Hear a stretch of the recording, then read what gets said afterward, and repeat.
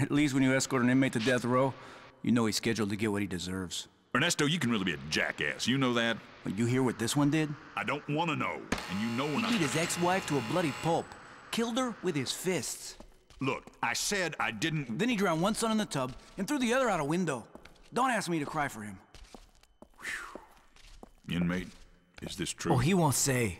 Claims he blacked the whole thing out. A likely story. The needle's too good for him. Filthy inmate. They should all die. The Suffering was developed by Surreal Software and published by Midway. It was released in 2004 for the PlayStation 2, original Xbox, and PC. The main character, Torque, is sentenced to death row for murdering his wife and 2 children. Shortly after his arrival to Carnot Island, the prison is overrun by a horde of monsters. This quickly leads you to break out of your prison cell, allowing Torque to escape and ultimately try to find his way off the island.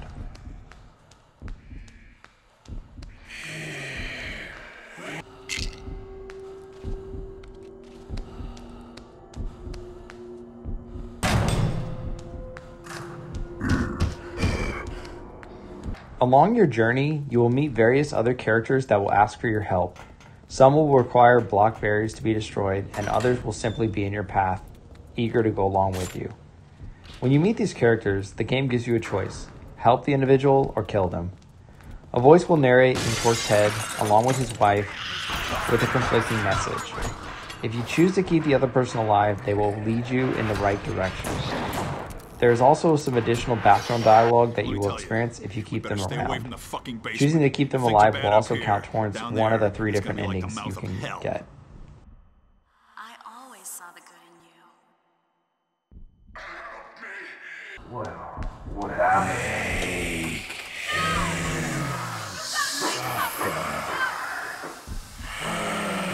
Smell. Stop. I'm fired. Gotta go. Fucking piece of shit. The game can be played in third or first person. The first person mode seems like it was tacked on because the controls feel very awkward. However, the gameplay is great in third person, allowing for full freedom of the camera and easy assist to line up your shots. The controls are tight and responsive, which is very much needed when multiple enemies are on the screen. Graphically, the game is what you would expect for the time period. It won't blow you away by today's standards, but certainly more smooth than the previous generations. However, due to the overall aesthetic being dark and grimy, it is a challenge sometimes to know where to go. You do get a flashlight and can find plenty of batteries to keep it lit. This does help, but there are still plenty of times it is way too dark to see where you're supposed to go. It does add to the overall tension, but I feel like it was more frustrating than mood setting. Many times I found myself getting stuck and wandering around for a while. A few times it was the ledge I needed to jump up towards that was so hard to see I basically found by accident. The game is pretty linear, with some extra items and ammunition to find branching off the path a bit. There isn't much room for exploration, but the way to progress isn't always clear.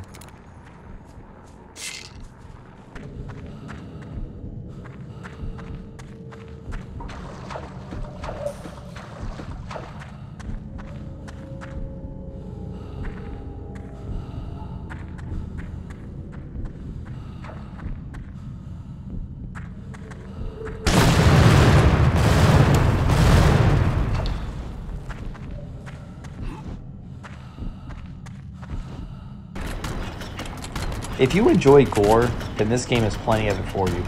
Enemy limbs and heads will explode with accurate shots. After a tense battle, Torque will be covered in blood. It is very intense when you have to fight through multiple hordes of enemies and can finally take a breath once you kill everything.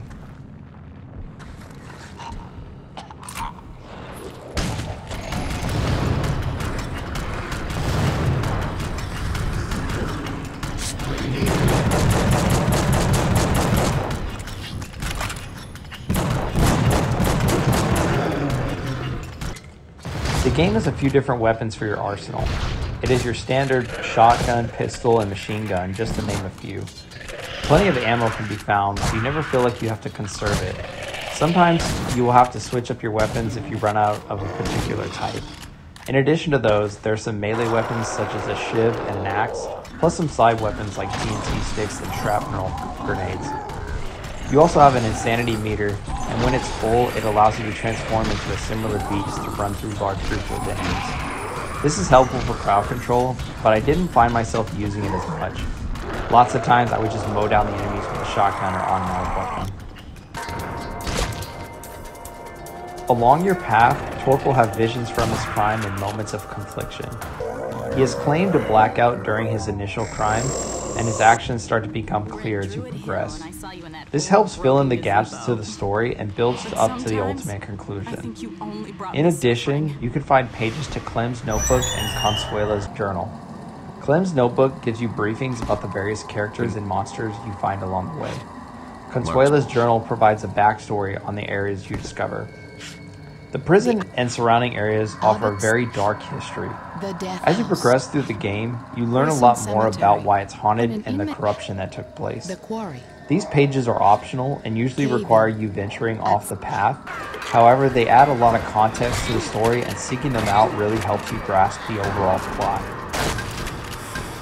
There are a few minor puzzles to solve along the way. Nothing that will require much thought, as they're usually just pressing a button or moving a crane across a ledge. A few of the puzzles are actually to help other inmates, which are optional, but if you want to get the good ending, these will need to be done. The game does suffer from a few glitches. A couple of times I got stuck in between some rocks and had to jump around wildly to get out. I also experienced one game-breaking glitch. At this part, you're supposed to get trapped into this tunnel. Inside the tunnel is a water pipe that you can break to put out the fires. However, before the fire popped up, I ran out of the tunnel. Since I have to be in the tunnel to shoot the water pipe, I am unable to progress forward being outside. I couldn't jump over the fire because jumping into the fire caused an instant death. Luckily, I had a save file fairly close to this point. This allowed me to start over before that part and do it correctly. It's just very frustrating when this happened because if I didn't have a file close, I would have not been able to finish the game. The suffering takes roughly 10 hours to complete, and I would have likely gave up if I had to start over. Be sure to save lots of times to hopefully avoid this scenario.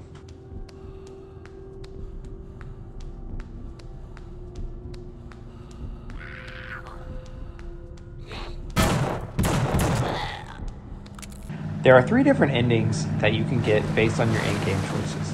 Without giving away spoilers, one ending is good, one is bad, and the other happens if you use the beast mode often. Once the game is finished, you get access to a prequel section. This is a very short part that you can play when you restart the game. It does add a bit more context, but there really isn't much to it. Welcome to Carnate, inmates. Enjoy your stay. Any of you got jackrabbit blood, I will blow you wide open. Hear me?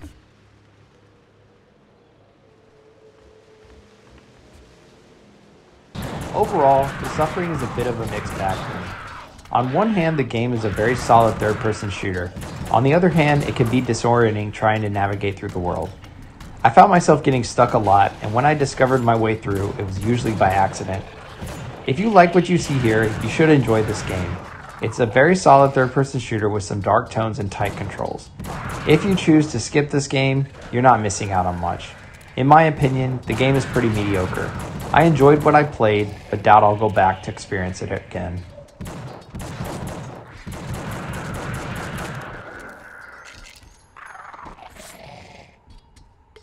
I appreciate you for giving this video a watch. Please consider liking, commenting, and subscribing.